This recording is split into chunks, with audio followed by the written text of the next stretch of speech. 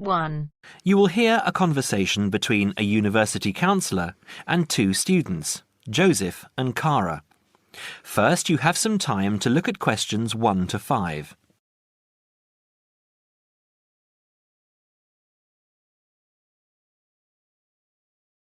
Now we shall begin. You should answer the questions as you listen because you will not hear the recording a second time. Listen carefully and answer questions 1 to 5. Hi, Joseph. How are you today? Fine, thanks. And Cara, how are you? Good. As we discussed on the phone earlier, I wanted to speak with both of you about the subjects you have chosen to study and how you are managing your time. Okay? Yes. I think so. Okay, so I'll start with Cara. You've been here for how many months now? I've been here for 6 months. How are you finding it? It's good. I'm enjoying the course. And what about life outside? Are you making friends and socializing? Not really. People here are quite closed. They don't talk to you. I see. So, what do you do after classes? I usually go home and study, and I might go out for a walk, but never really with anyone. Sometimes my roommate Louisa comes with me, but she always seems to be busy. How is this affecting your schoolwork? I don't think it is, but I miss home. Cara, what I suggest for now is that you look into joining one of the social clubs on campus. There are a variety of them. You can go camping, skiing, snorkeling, painting, dancing, reading, horse riding, rowing. There's a list on the school website. Have a look and work out which one you're interested in and which suits your timetable. You'll meet friends that way and people who have the same career interests as you. As for the subjects you've chosen for a career in microbiology, I think you should look into dropping one of your subjects and picking it up again next year as a minor. You have a lot on your plate, and this will just cause great pressure. It doesn't mean that you aren't coping, but you're doing about 10 hours more than the average student a week. Think about it, and we can make another appointment to discuss it. When are you free? I have an hour free usually on Wednesdays at 11:30. Okay, good.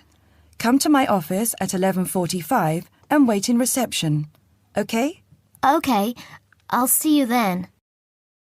Before you hear the rest of the conversation, you have some time to look at questions 6 to 10.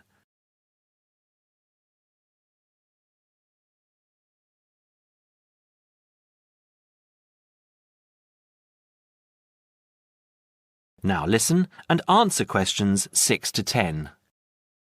Joseph, how are you finding the university? I love it. It's very different from home. Life here is very much focused on study and also socializing through sport. People have been very friendly and curious about my culture. So, you've managed to integrate well? I think so. I've joined the rugby team, something I'd never thought I'd be interested in. And how are your studies going?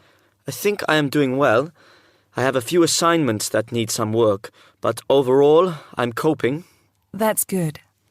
I'm happy that you're enjoying the university, but remember, don't let your schoolwork get too far behind, because it will pile up, and before you know it, you will be late handing in work. You know that there's a penalty for handing in work late? No, I didn't. You would have been told at the start of the course, during orientation. I don't remember. You need to remember these things. They are very important. You might be an excellent student, but if you consistently hand in work late, you'll be penalized and you might end up losing your degree over it. That's a lot of years of work, okay? Yes, I'll remember that. And also remember that you have to attend 90% of your classes. So far, you have missed 5 tutorials. Be careful here. These could also cost you your degree. Is there any particular reason you missed these classes? I'd been training for our rugby match the night before and, well, we went out afterwards and I slept past my alarm clock. Joseph, I know this culture must be very different from where you come from, but please try and be a little more conservative with your time. I think maybe you should spend more time on your studies and less time on socializing. The subjects you've chosen are intensive. I want you to spend 3 hours a night studying before you decide to do anything else. I'll make an appointment to see you in a month, and we can assess your progress. I'll give you my business card. All my contact details are there. Call me in 3 weeks to organise another meeting. Do you have any questions for me? No, none. OK, I'll see you in a month. That is the end of part 1. You now have half a minute to check your answers.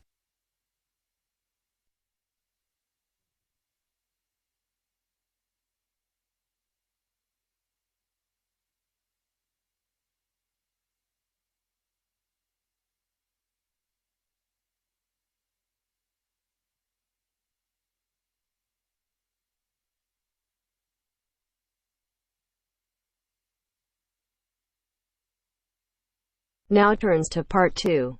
Part 2. You will hear 3 students talking to their tutor about the presentation they are planning. First, you have some time to look at questions 11 to 17.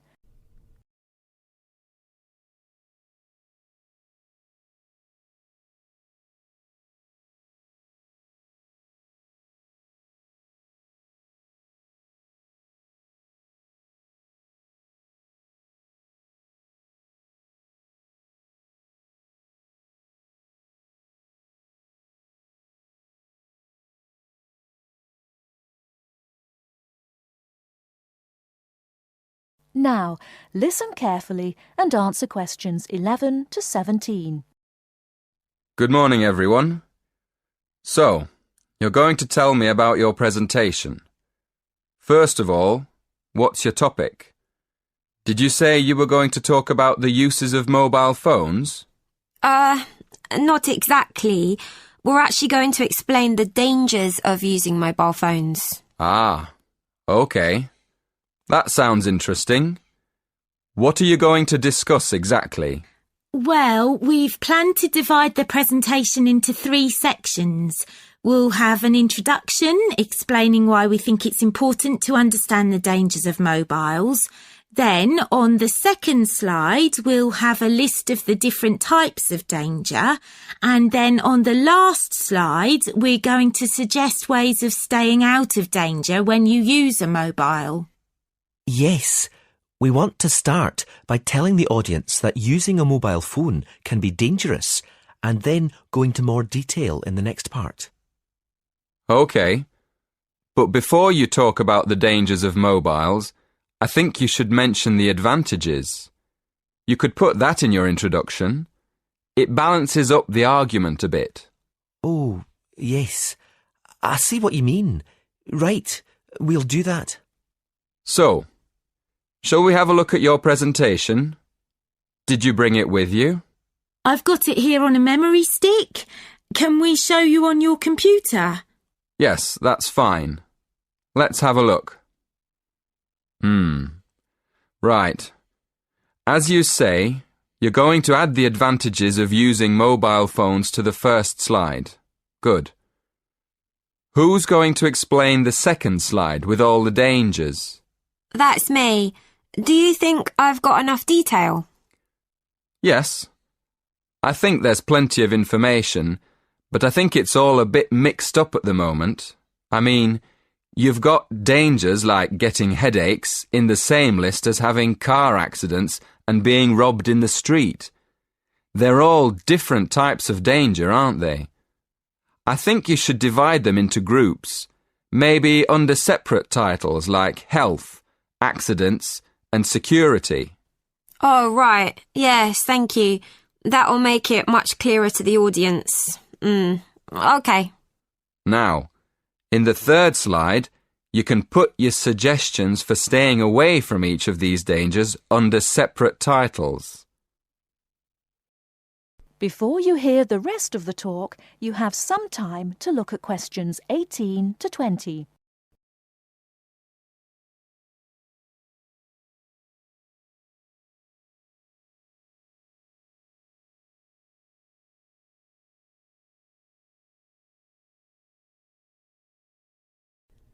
Now listen and answer questions 18 to 20. Have you got any other questions? Yes. The presentation should be for 10 minutes. Is that right? Yes. But 10 minutes in total, including 3 minutes for questions. So you'll only talk for 7 minutes. That's only 2 minutes each. We won't be able to say much in that time at all. That's why you have to plan what you're going to say carefully and make sure you only include the most important information. For instance, you won't have time to give examples, but you could put some images on your slides that show examples without spending time talking about them. Hey, that's a good idea. And the audience can look at them while we talk. And another thing, make sure all the slides have the same style. You should get together and agree on one style for the whole presentation. OK, we'll do that too. Thanks a lot for your help. That is the end of part 2. You now have half a minute to check your answers.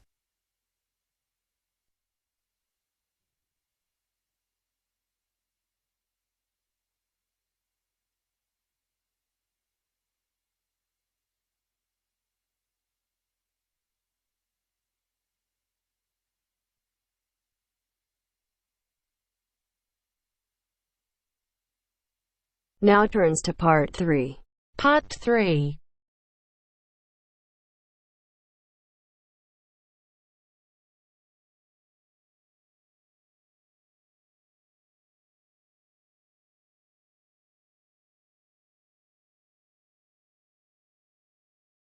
You will hear a conversation between two students, David and Claire.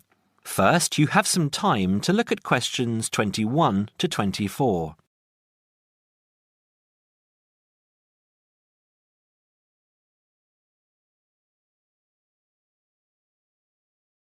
Now listen carefully and answer questions 21 to 24. Hi, David. How are you going with your history studies? Very well. I've actually finished it. That's great! What era did you write on? I researched Roman London, something I never thought I'd be interested in. That sounds interesting. I wanted to tie it into the work I've been doing on engineering, and I found it fascinating and learned many things along the way. Such as? Well, although there were prehistoric settlements throughout the vast area now called London, strangely enough, no evidence has yet been found for any such community at the northern end of London Bridge, where the present city grew up. The origins of London lie in Roman times, right? Right. When the Romans invaded Britain in 43 AD, they moved north from the Kentish coast and traversed the Thames in the London region, clashing with the local tribesmen just to the north. It has been suggested that the soldiers crossed the river at Lambeth, but it was further downstream that they built a permanent wooden bridge, just east of the present London Bridge, in more settled times some 7 years later. As a focal point of the Roman road system, it was the bridge which attracted settlers and led to London's inevitable growth.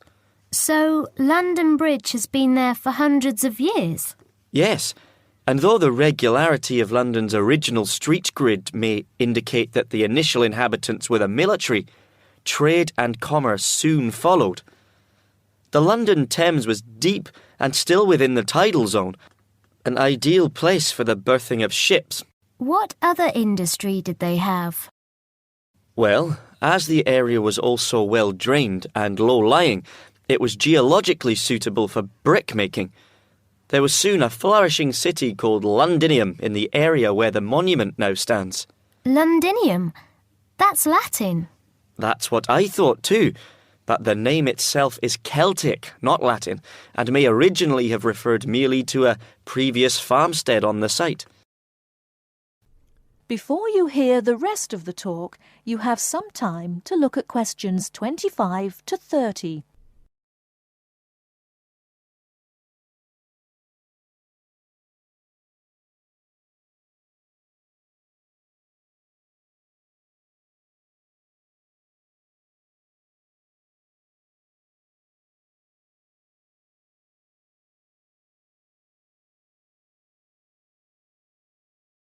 Now listen and answer questions 25 to 30. Wasn't London burned to the ground at some stage? It happened in AD 60 by the forces of Queen Boudica of the Iceni tribe from modern Norfolk, when she led a major revolt against Roman rule. The governor, Suetonius Paulinus, who was busy exterminating the Druids in North Wales, marched his troops south in an attempt to save London, but, seeing the size of Boudica's approaching army, decided he could not mount an adequate defence and evacuated the city instead. Not everyone managed to escape, though, and many were massacred. What about the beautiful old architecture? Did you research that too? I sure did. The major symbol of Roman rule was the Temple of the Imperial Cult. Emperor worship was administered by the Provincial Council, whose headquarters appear to have been in London by AD 100. A member of its staff, named Anancletus, buried his wife on Ludgate Hill around this time. Pagan worship flourished within the cosmopolitan city. A temple to the mysterious Eastern god Mithras was found at Bucklersbury House and is displayed nearby. I quite like St. Paul's. Traditionally, St. Paul's Cathedral stands on the site of a temple of Diana.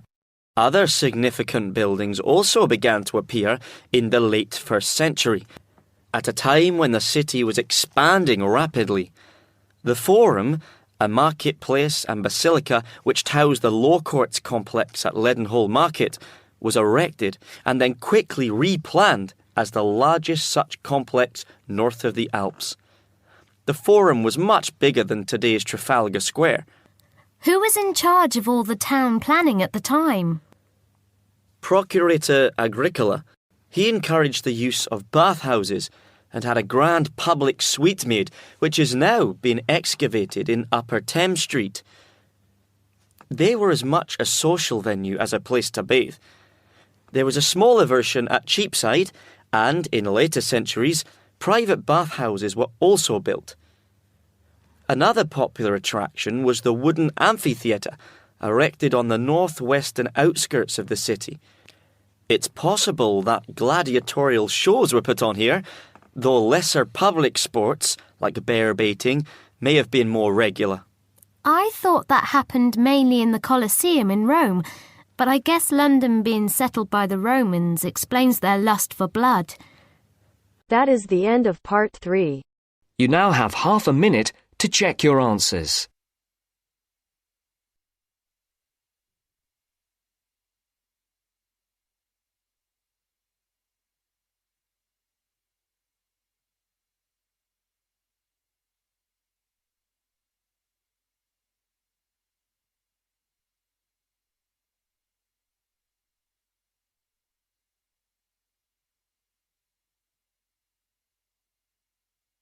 Now turns to part 4.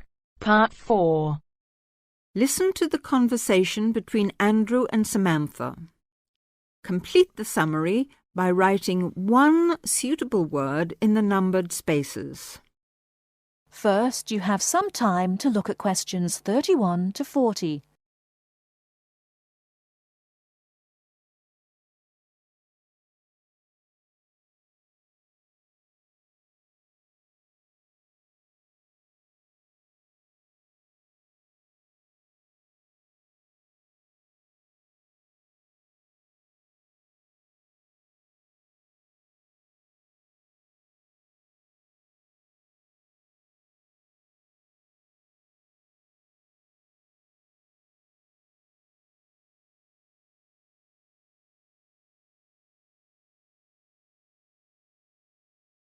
Now listen carefully and answer questions 31 to 40. Does your work bring you into contact with many overseas students, Samantha? Occasionally. As you know, a solicitor's work is to advise people about their rights when they have any problems understanding how the law operates. They may need help because of injury to themselves or their property, if they've been attacked or robbed, for example. But these are not by any means the main problems I deal with. Really? We know more about crime, I suppose, because we read about it in the newspaper or see it on TV. What other things do people come to you for help with? There are lots of things which don't get nearly so much attention. Sometimes it's to do with relationships in the community, as when bills aren't paid, or contracted work isn't completed, or neighbours disagree. At other times, it's to do with people not understanding the law and their responsibilities, and this is probably where overseas students have the most difficulty. One interesting example is customs laws, something which every new arrival has to come up against. What is it that overseas students find most difficult to understand about Australian customs regulations? I think it's a shock to many people arriving here for the first time to find out how many things are prohibited. Everyday food items, for example. I mean, when I've been travelling overseas, I've been quite amazed at the lack of concern in some countries about food being brought in from other parts of the world without any check. You mean people arriving into other countries don't have to declare any foodstuffs at all? In some countries, there are lots of warnings about drugs and firearms, and there are usually limits on alcohol and tobacco, and perhaps perfume. But food's not mentioned. Yes, I suppose I never thought about it till I came here. You can take anything you like into England as far as food is concerned. You see, here, you can't even drive from one state to another with a few apples and oranges for the journey. There are signs to remind you not to bring any fruit into some states, though they don't usually search your bags unless there's a fruit fly epidemic or something. With those kinds of regulations between states, it's no wonder that they're so strict about what you can bring in from overseas. Of course, farmers would be wiped out if some pests were introduced which destroyed their whole crop. It's easy to understand why you should take steps to prevent that. And with food being such an important part of many cultures, it can be difficult for some people to realise they're not allowed to bring in delicacies from home for friends and relatives here. I'm defending someone at the moment who has exactly that problem. Oh, what happened? It's an interesting case. Have you got time for a cup of coffee? I'll tell you about it if you like. That'd be great. That is the end of part 4. You now have half a minute to check your answers.